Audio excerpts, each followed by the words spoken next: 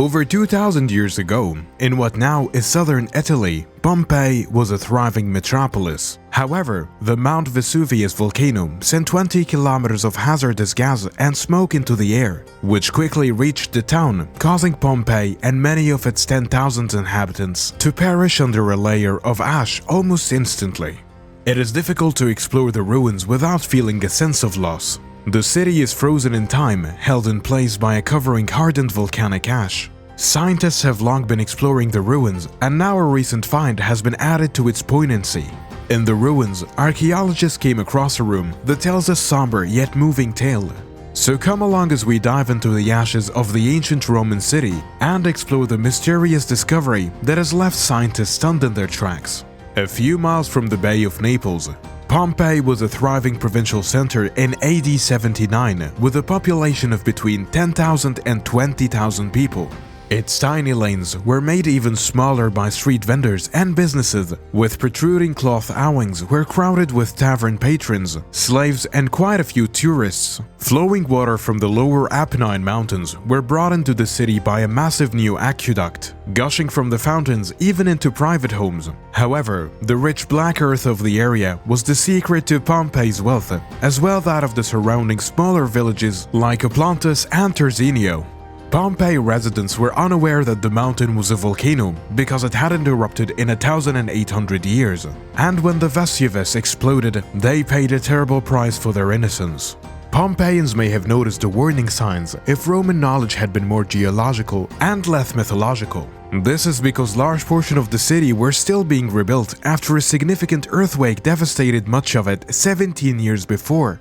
Plus, the town had been shaken by a minor earthquakes earlier in the month before it erupted, and the town's wealth had abruptly dried up before the mountain fully exploded on August 24 around 1 in the afternoon. When the tragedy began, the deadly ash and tiny pumice stones shower were an effective warning. However, more than 2,000 people remained behind, cowering inside buildings. While an estimated 80% of Pompeii's population most likely fled for the security of nearby communities. By dusk, the debris storm had become more deadly and denser. Rocks that were on fire pelted the city and building roofs started to fall in.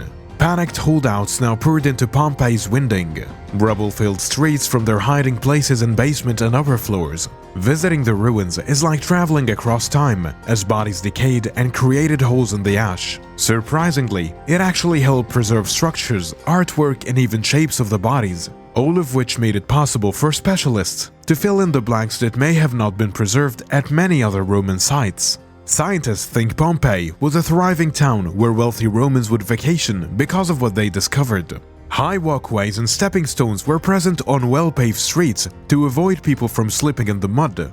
People could unwind by taking a bath in a public bath, watching gladiators fight or chariot races in amphitheater, or watching plays in two theaters. Studies of the aftermath threw a lot of light on Pompeii's class structure. Many eruption victims perished with armies of money and jewelry, but many more perished without any.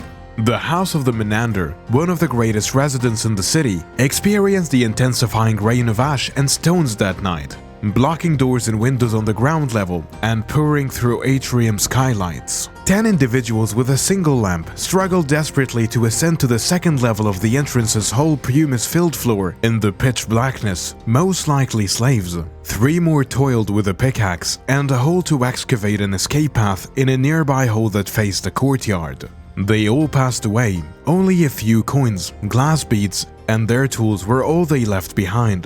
The one thriving seaside metropolis was destroyed, and although sad, there is no doubt that the explosion in 79 AD was what catapulted the mountain to the fame or notoriety it enjoys today, even though the volcano has erupted numerous times before in history.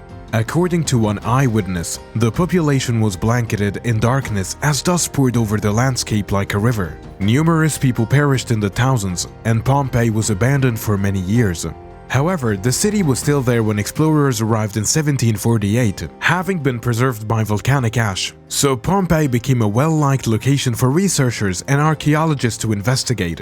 They discover what life must have been like in the past there, but Pompeii continues to have many undiscovered treasures, despite having been extensively explored. In fact, it's even been named the most explored archaeological finding in the world. While digging for artifacts that tell more tales about the ancient city, archaeologists recently stumbled across a hidden forbidden room that shed some light on how slaves lived before the destruction. The artifact was found after searching a property near Pompeii. The room was apparently a secret room that contained 3 wooden beds, as well as other items including jars, pitchers, and a chamber pot.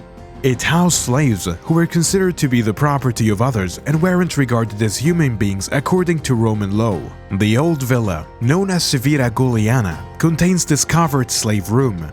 A ceremonial carriage and the skeletons of horses by the stables were discovered there earlier this year by archaeologists. A wooden trunk with metal and fabric fragments that might have been a component of the horse's harness were placed on top of the slaves' mattresses, showing that the stables must have been taken care of by the slaves. Additionally, the last bed was 1.4 meters long and was apparently intended for a youngster, whether the other 2 beds were 1.7 meters long. The researchers were particularly taken aback by how little the room was, just 16 square meters. And with 8 morphae, tall Roman jars located in the corners, it most likely served as a storage area. Archaeologists have explained that this space, which was between a dormitory and a storage room, is small and unstable. There was no indication of any sort of decoration, and the lone window that would have let in light was located quite high up on the wall. Although historians were aware that the Roman Empire was largely established through slavery, it was unclear how slave owners handled their charges. This discovery offers a unique window into what it must have been like to be a slave, as the most well-known historical narratives were written by affluent men. Thus, those from the lower social strata and slaves risk staying unknown in the big historical chronicles.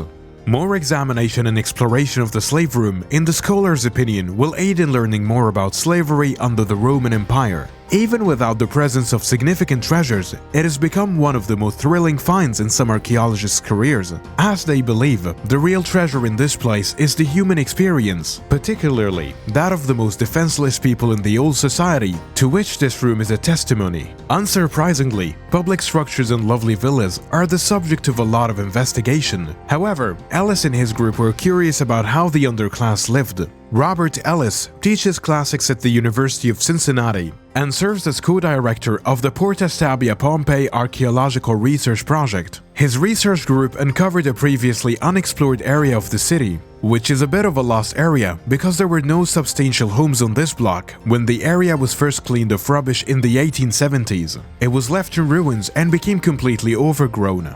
They came across a straightforward community with homes and stores, explaining in horrific details how many people perished on that block. Ellis stated that they were digging in a location where many Pompeians perished during the eruption, and he always had to remind himself that the fact that they can study this old Roman culture in such depth is due directly to a terrible human catastrophe. For so long, history was written by the affluent, but the slaves' chamber and impoverished areas provide insight into hitherto unseen lives. Hopefully, other finds will share the tales that are on the verge of extinction. Although Pompeii's destruction may have occurred in the distant past, geologists are very certain that Mount Vesuvius is ready for another significant eruption. Fortunately, today's residents living close to the volcano will probably get warnings to leave before eruption. What are your thoughts about the city and this recent discovery?